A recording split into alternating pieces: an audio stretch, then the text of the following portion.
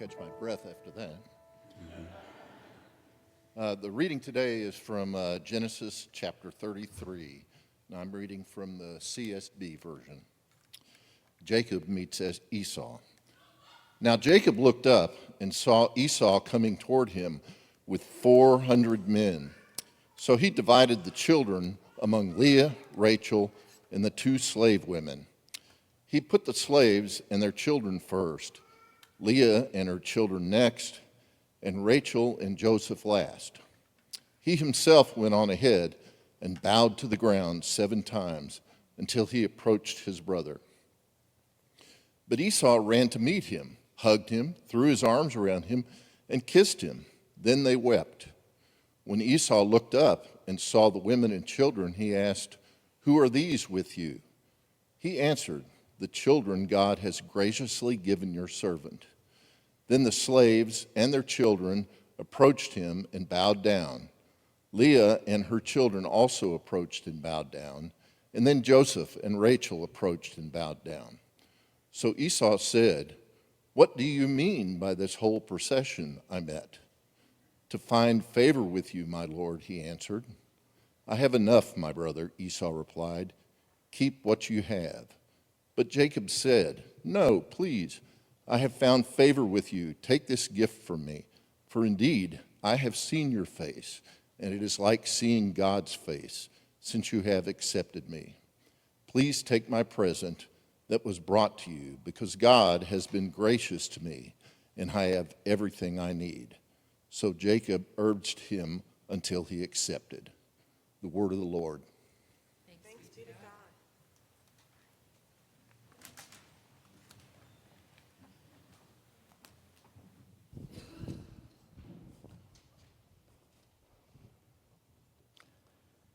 Good morning. My name is Sten Eric Armitage. I'm the lead pastor here at Trinity Fellowship, and it is good to see all of you and to continue this story in Genesis, this series that we've been going through called Beginnings, where we've seen all of these different covenantal beginnings and ministry beginnings. And the story of Jacob has been a convoluted one, full of ups and downs, mainly downs. Last week, we left Jacob in pieces, literally limping. After a lifetime of striving and manipulating and grasping for everything he could get his hands on, the birthright, the blessing, the 2 wives, 11 sons, flocks beyond counting. Jacob, as we heard last week, spent the night on the shore of the Jabbok wrestling with a man who turned out to be God himself. And he lost. Or rather, he won in the only way that you can win a match like that, by losing everything else. He held on, wounded, exhausted, and asked for a blessing. And God gave him one, a new name. He was no longer Jacob. Now he's Israel. The grasper, the deceiver, became the one for whom God fights. It's one of the greatest turning points in all of Scripture. And if the story ended there, it would be a nice, tidy ending. Wrestle with God, get renamed, walk off into the sunset, into a new life, play the credits. But the story doesn't end there. Because the next morning, Jacob has to do something that for him was scarier than wrestling with God. He has to face his brother. You remember the history. 20 years ago, Jacob stole Esau's birthright with a bowl of stew, dressed up in his brother's clothing, lied, pretended to be who he was not, and got the father's blessing as well. Esau's response, last time we heard from him, was to plan for Jacob's demise, murder. That's why Jacob ran in the first place. That's why he spent 2 decades in Haran working for Laban. And now God is sending him back home, back towards the very brother he wronged, who is coming to meet him with 400 men. He's not excited about this. Here's the question that Genesis chapter 33 puts in front of us. And it's a question that most of us can connect with, that we can relate to. What do you do when you have to face someone you've wronged and you have no idea what's waiting on the other side? I was wrestling through personal illustrations and stories of where I knew that I was in trouble and I had to face somebody. Accountability was going to be taken. Several professional stories came to mind where I did not hit quota. I did not meet what was meant for me to hit, and I had to stand before my boss and give an answer for my failure, not knowing if on the other side of me giving an answer, there would still be a job. We can relate to that. What about the relationships? You owe somebody an apology, and the week goes by, and the month goes by, and a year goes by, and you still owe that person an apology. And eventually it just gets under your skin, and I need to face this person. I need to apologize. It's been so long. I have no idea how they're going to respond when I own up to what I've done. Relationships that we don't believe can be repaired, that we've let go for years, if not decades, because we don't know what's on the other side. Well, Jacob has an answer for that question. He's been working on it all night, probably. It's the answer most of us would come up with, too. I'm going to manage it. I'm going to control what I can. I'm going to present myself in the best possible light, offer something to soften the blow, and pray that it's enough. But Genesis 33 isn't really about Jacob's plan. It's about what happens to Jacob's plan. And what happens to it is grace. Grace that arrives faster than Jacob can manage it. A grace that he did not earn. He could not have engineered the situation that he faces. It's a grace that meets him before he is ready to face that grace. And that's where we're going this morning. Each and every one of us were met with grace before we earned it. Now there's a call to go home, all the way home. We're going to see this grace in Genesis 33, and we're going to see grace in the reunion itself. But then there's the possibility that, like Jacob, as we'll see this morning, we don't finish the journey that we start. In the end, the grace that met Jacob never stopped calling him. And that same grace hasn't stopped calling us either. So let's start where Jacob starts, still managing. Chapter 33, verse 1, Jacob lifted up his eyes and looked, and behold, Esau was coming, 400 men with him. So he divided the children among Leah and Rachel and the 2 female servants. So he's broken them up into 4 different groups. He put the servants with their children in front, then Leah with her children, and Rachel and Joseph last of all. That favoritism that we talked about critically a few weeks ago is still at play in Jacob's life. He himself went on before them. Well, this is new. He's not waiting at the end. He's now going before them. But before we even get to this reunion, notice what Jacob is doing. This is the same man from last week, the man that God just renamed, and he's still arranging his family like he's arranging troops. Servants and children up front, Leah and her children next, Rachel and Joseph, the favorites, safely in the back. If trouble comes, the most expendable go first. That's hard to read, isn't it? It's a hard thing to hear. After everything that happened at the Jabbok, the wrestling, the new name, the limp, we might think that Jacob would start to walk into this meeting a changed man, full of faith, ready to trust God no matter what happens. Instead, verse 1 shows us a man still running the same calculations he's been running his whole life. Old Jacob, the schemer, the one looking for an edge, is still very much present in the man who now carries the name Israel. Here's something worth noticing about this whole chapter. After last week, you might expect the narrator to start calling Jacob by his new name, Israel, consistently from this point forward. That's what happens with his grandfather. When Abram became Abraham, from that point forward in the text, he was always referred to by his new name, Abraham. Jacob is different. From this point on, through the rest of Genesis, he's called Jacob 45 more times, and Israel only 23 times. The new name is real.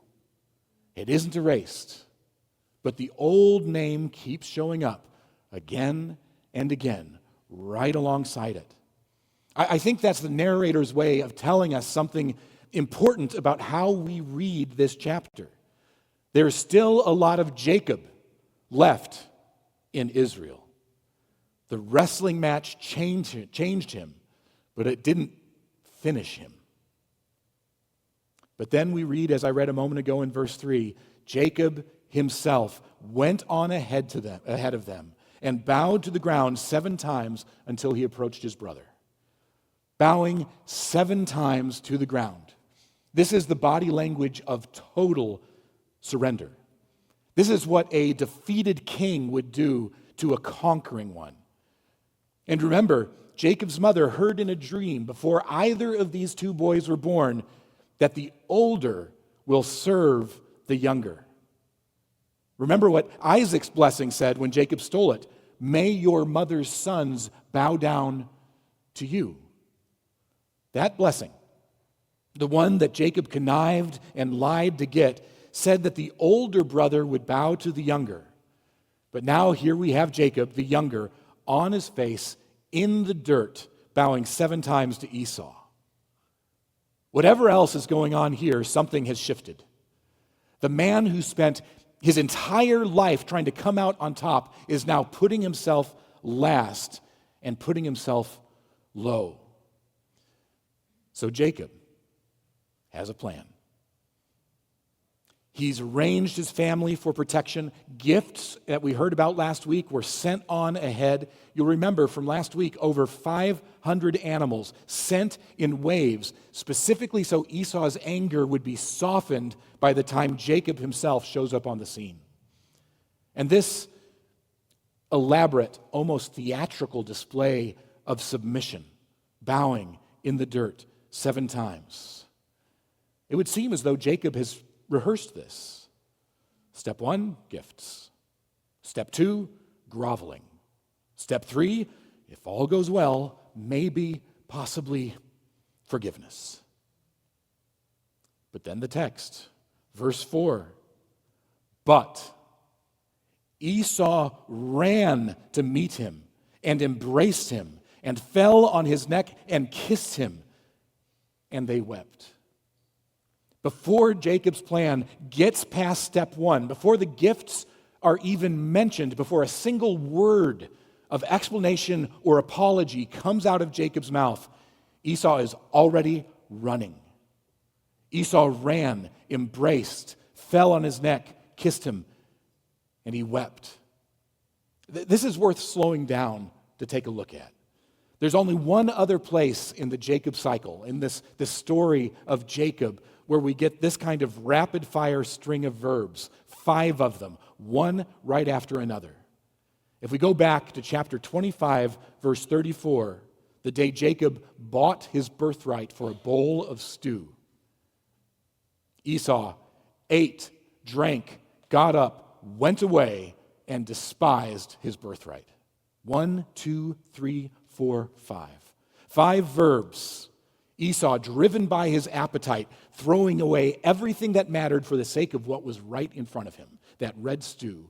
And now, 20 years later, 5 verbs again. But this time they're not about losing something. They're about love. Ran, embraced, fell on his neck, kissed, wept. The same impulsiveness that cost Esau his birthright is now restoring his brother. Esau is still Esau. He's still a man who acts on what's right in front of him without much deliberation. But this time, what's in front of him is his brother. And he doesn't hesitate for a second. Notice, too, that fell on his neck and kissed him. Do you remember the last time Jacob and a kiss appeared in the same scene? Chapter 27. Jacob, dressed in his brother's clothes, leans in and kisses his father Isaac, completing the deception that steals Esau's blessing. A kiss was the final move in the theft. Now a kiss is the first move in the restoration. The very gesture that was once weaponized for deception is now overflowing with genuine love, unexpectedly from Esau. Esau didn't read Jacob's plan. He doesn't know about the 500 animals, the 7 bows, all the careful staging. All he knows is that his brother, the brother he hasn't seen in 20 years, the brother who has wronged him terribly, is standing in front of him. And he runs. This is the hinge of the whole chapter. Honestly, it might be the hinge of the entire Jacob cycle. Jacob's plan was restitution first, then maybe forgiveness. That's not the order things happen in. Forgiveness came first. Look at how the rest of the conversation goes. Esau sees the family. Verse 5, "Who are these with you?" And Jacob finally answers honestly, "The children that God has graciously given your servant." In that answer, there was no spin, no scheme, just the truth. These are gifts, and the giver is God. Then Jacob tries to press the gifts on Esau. Verses 8 through 11, all those animals from chapter 32. And Esau's response is remarkable. He says, "I have enough, my brother. Keep what is yours for yourself." My brother. It would be easy to read this quickly and miss this language. Not you who have wronged me, but my brother. Not you who stole what is mine, just my brother. 20 years, and that's still what Esau calls him. Jacob insists, and here's a line that I want us to sit with. Verse 10. "Please, if I have found favor in your sight, then accept my present."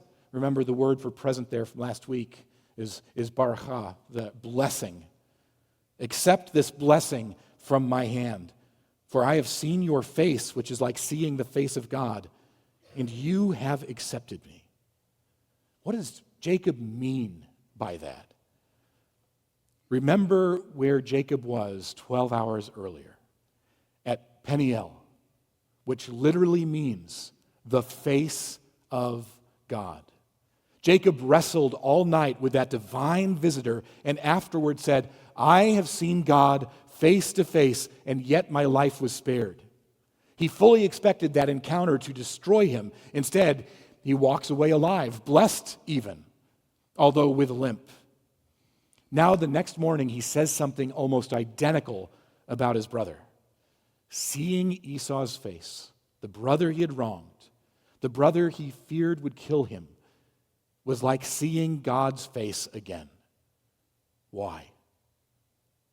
In both cases, Jacob expected judgment and received grace instead. He expected the encounter with God to end him. It didn't. He expected the encounter with Esau to end him. It didn't. Both times he stood before someone who had every reason to fear. And he was met with a mercy that he did not deserve and that he hadn't earned and that he could not have produced on his own. That right there is the whole first half of this chapter in a sentence. Jacob came expecting he'd need to earn his way back into a relationship with his brother. And he discovered that the relationship had already been restored before he lifted a finger. Here's where I think this lands home for most of us. Very few of us are walking around with a 500 animal gift plan. If you are, I'd love to come to your place and check these animals out.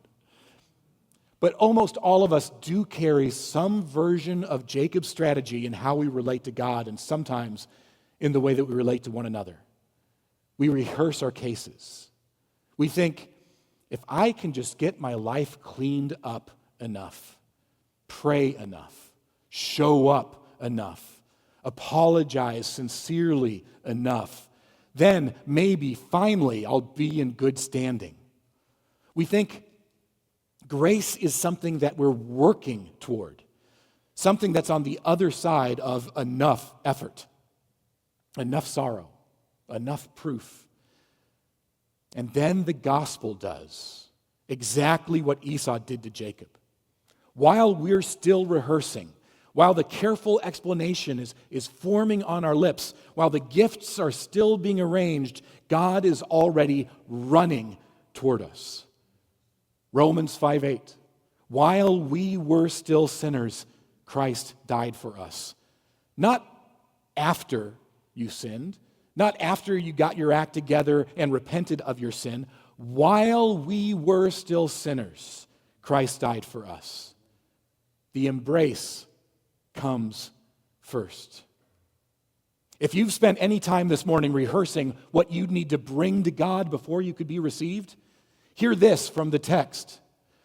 God has already given the grace. The running has already happened. The kiss has already landed. You were met with grace long before you could ever earn it, which, side note, you could never earn it. Here's what Jacob's story won't let us skip past.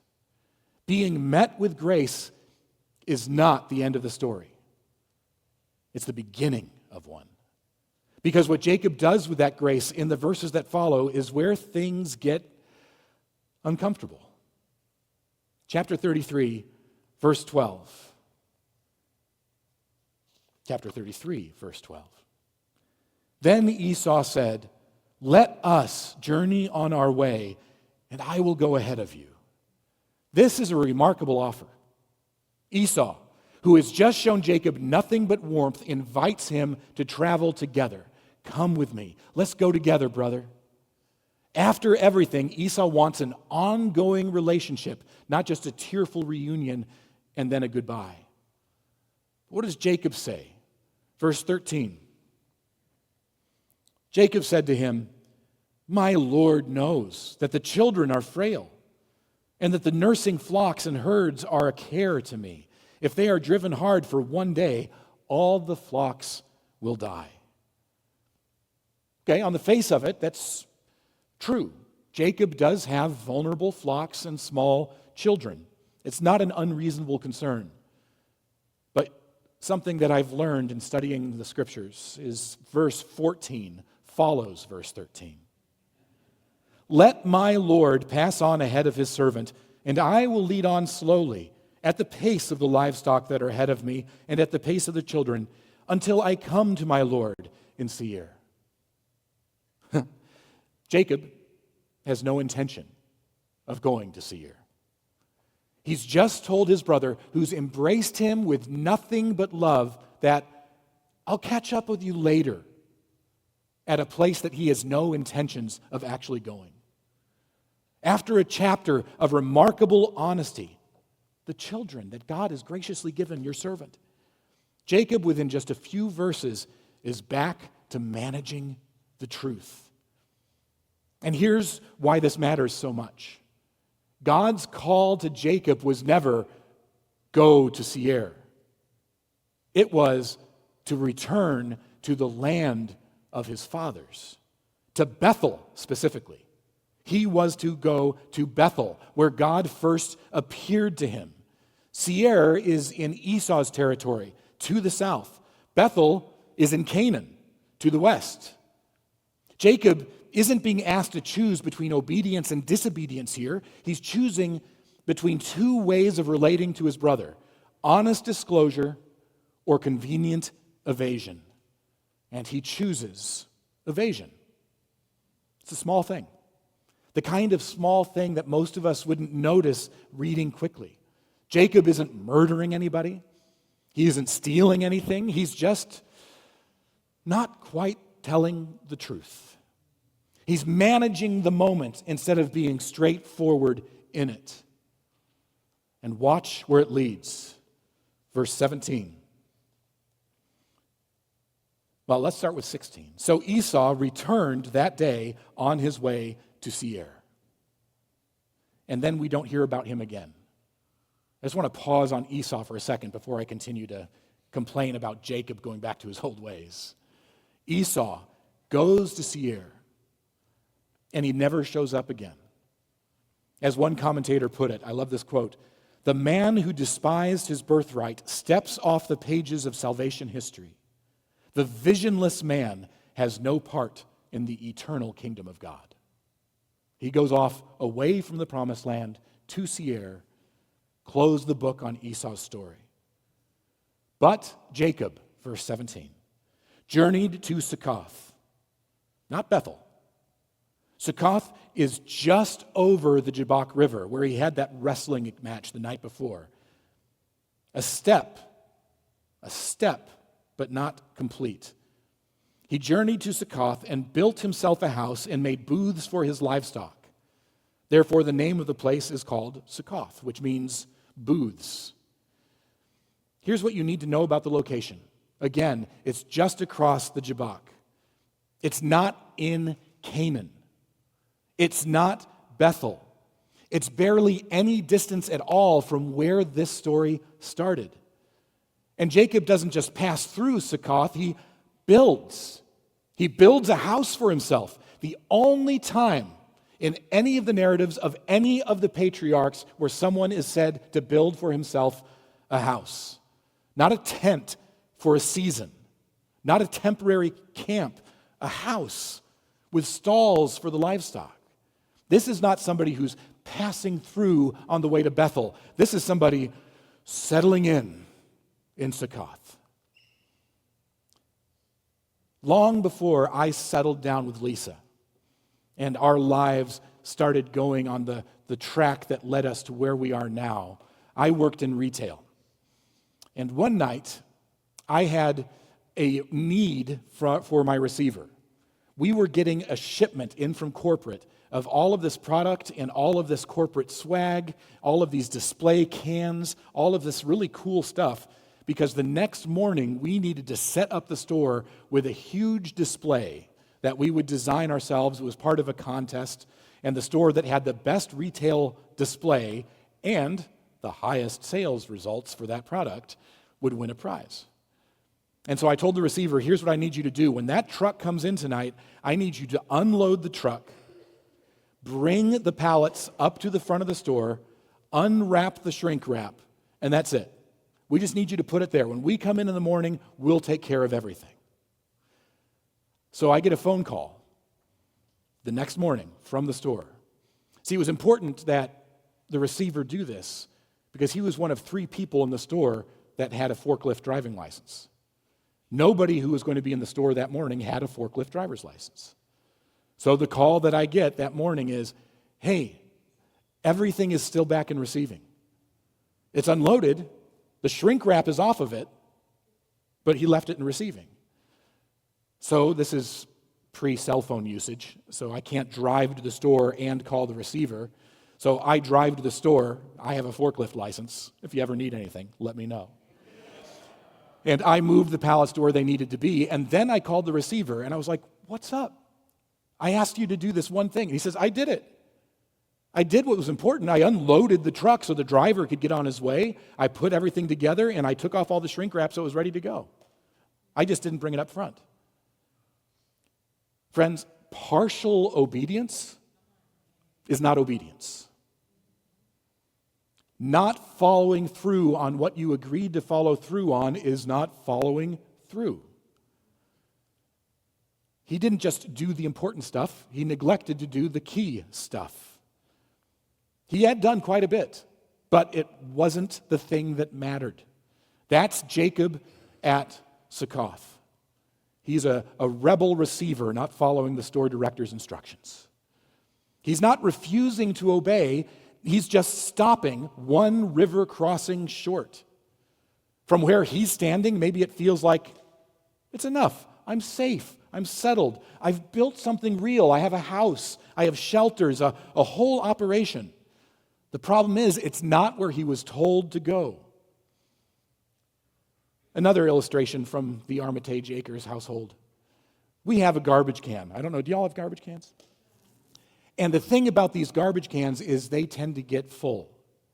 And you know they're full when you go up to it and you open it, which wasn't necessary because it was already kind of open, and you put another item and you rest it precariously on top of all the other items going, man, somebody should empty that. And you walk away. So eventually somebody finally will empty the garbage. And what do? We take out the garbage bag and we tie it up nice and neat. We put a new garbage bag in and we take the garbage bag where? To the garage, where it sits next to the car. And then another garbage bag appears by it. And then eventually somebody, often me, not always me, I'm sometimes the one who puts it in the garage, takes it out to the cans. Partial obedience is not obedience. It's not getting to where it needs to go. Even the raccoons in our neighborhood understand the difference. I want to be careful here because I don't want to undo everything we talked about in the first part of this sermon. Jacob's evasion with Esau, his stall at Succoth, none of that erases what happens in verse 4. The embrace still happened.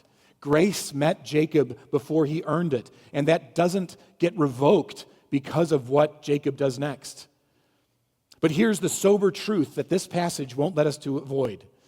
Being met by grace does not automatically finish the journey for us. You can walk away from a genuine encounter with God, grateful, moved, even changed in very real ways, and still, a few chapters later, you find yourself settled at Succoth, close to where you're supposed to be, pointed in roughly the right direction, building something that looks like progress.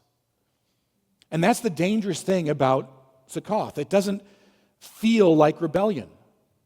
Jacob isn't running from God here. He's just stopping. He's building a house, settling in. If you asked him, he might even say, well, I'm on my way to Bethel eventually, just not yet. So what is the Succoth in your life?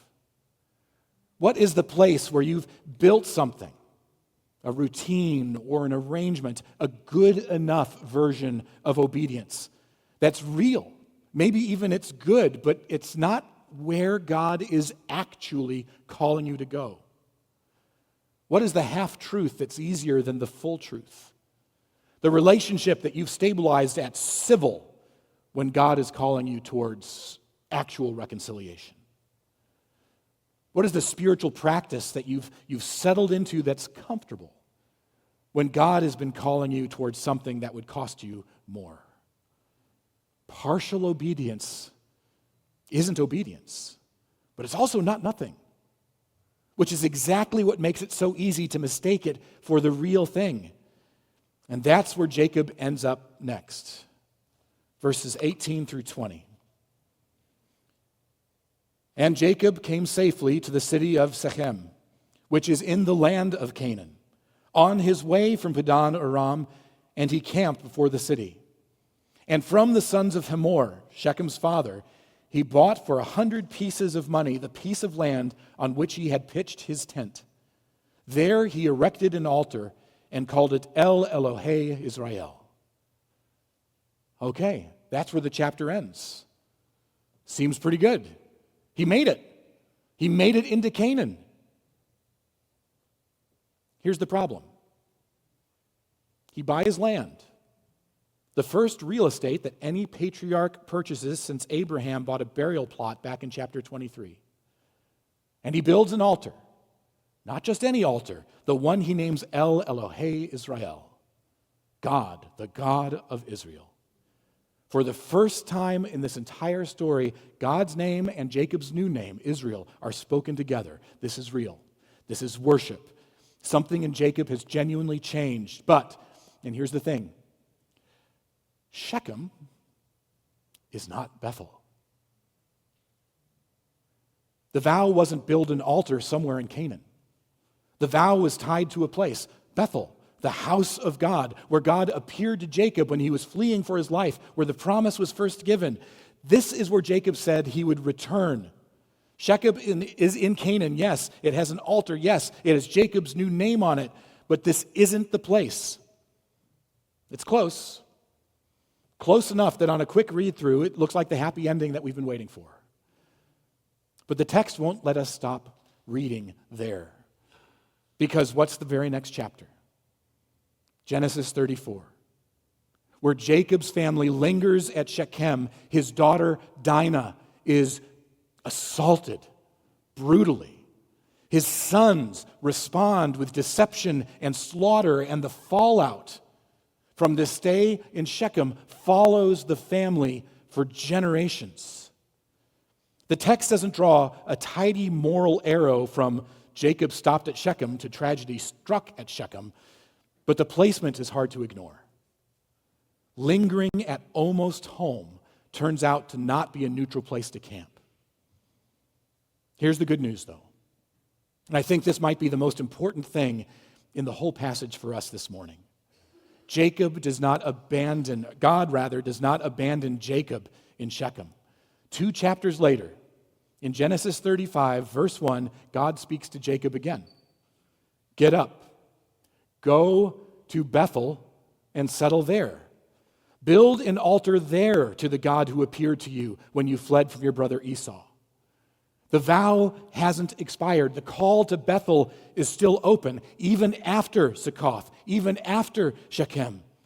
Even after the disaster of chapter 34, God comes back and says, again, Bethel, go to Bethel. The same grace that ran to meet Jacob in verse 4 of our chapter before he had done anything to deserve it is the grace that continues to call him forward even after he settled for less than he was called to. Grace doesn't just start the journey home. Grace keeps calling until the journey is actually finished. Most of us, if we're honest, have an altar at Shechem somewhere. A place in our walk with God where we've built something real, genuine worship, genuine change, genuine progress, and quietly decided in the back of our mind, maybe even subconsciously, and that's far enough. I'm doing the right thing. It feels like arrival. And again, I want to be careful because Shechem isn't nothing. What you've done, these disciplines that you practice, these rhythms that you have, these convictions and commitments that you've made, they're real. You've made genuine progress in your marriage, in your habits, your prayer life, in your honesty. That's not fake. I don't want to diminish that for a second. But the question that I believe this text is putting before us is Shechem where God called you or just where you stopped? Are you still listening for the get up and go to Bethel message? Or have you started treating the altar that you built as the finish line? Here's what I want you to take with you. The grace that met you, the grace that we remember when we gather around this table, this grace that we declare when we have that baptism later this morning, it's patient. It doesn't give up on you at Succoth, and it doesn't let you stay at Shechem forever. It keeps calling you, get up, go to Bethel, all the way home.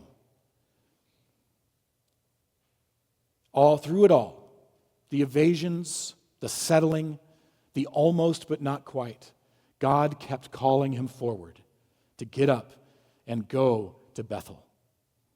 So here's something I want you to think about this morning, to actually carry out of this room. Jacob's whole story is framed by stones. 20 years ago, the night that he fled from Esau, he set up a stone pillar at Bethel and made his vow, if God brings me home in peace, this place shall be God's house. And when God finally calls him back to Bethel, after Succoth, after Shechem, and everything we've talked about this morning, Jacob will set up another stone there. The story that began with a stone in Bethel ends with a stone at Bethel. Everything in between is the long way around back to where the vow was made.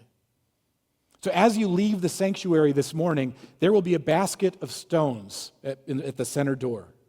Before you go, take one. Hold it for a moment. And ask yourself honestly, where is my Shechem? Where have I settled for close enough? Where have I built something real and quietly determined that's good enough, that's far enough? Then I want you to take that stone home with you. Put it on your windowsill, put it on your dashboard, your desk, someplace that you'll see it every day, and let it be your reminder to get up and go to Bethel until you've taken one real concrete step towards the place that grace has actually been calling you. You'll notice when you pick up the rocks that they're dusty. There's a couple reasons for that. One, I want you to think about the rolling in the dust as Jacob was wrestling with God that night. Two, I forgot to wash the rocks before I put them in the basket. But a good preacher will find a hook, and so that's what I've done anyway. This whole series, I want you to think about the beginnings in our life. Next week, we leave Jacob's story behind and we step into a very different part of Scripture. We're moving to Luke chapter 15, the lost parables, the lost sheep, the lost coin, the lost son. And if you've been with us this morning and you stayed awake throughout this slightly long sermon, you already know how the story goes. A son who wronged his family. A father who runs to meet him. Grace meets us while we're still far off, before the apology that was rehearsed can be delivered. Esau ran to Jacob before Jacob said a word. In a few weeks, you're going to meet a father who runs in the same way. So is there someone or something in your life that's far off? I got white rocks so that you can take a Sharpie and maybe write down the name of your Bethel on this rock so that you can see it. Someone you've been waiting to make the first move when maybe the first move needs to come from you. You've been waiting for them before you would run to them. Well, you were met with grace before you earned it. Now go all the way to Bethel. And don't be surprised if, on the same way, the same grace sends you running to someone else's home for restoration. Heavenly Father, we thank you for the gift of your grace, for the reality that long before we even knew what to ask for, you provided it to us through your Son. I pray that you would help us see the Shechems and the Succoths in our lives. Where have we settled for good enough when you have been calling us to something greater and more beautiful? Where have we obeyed just enough to make us feel good, but not enough that it's actually full obedience? I pray that your Spirit would show us those things and that you would give us the strength to submit to him as we take a step towards home. Bring us to yourself by your grace in the name of your Son and the power of the Holy Spirit. Amen.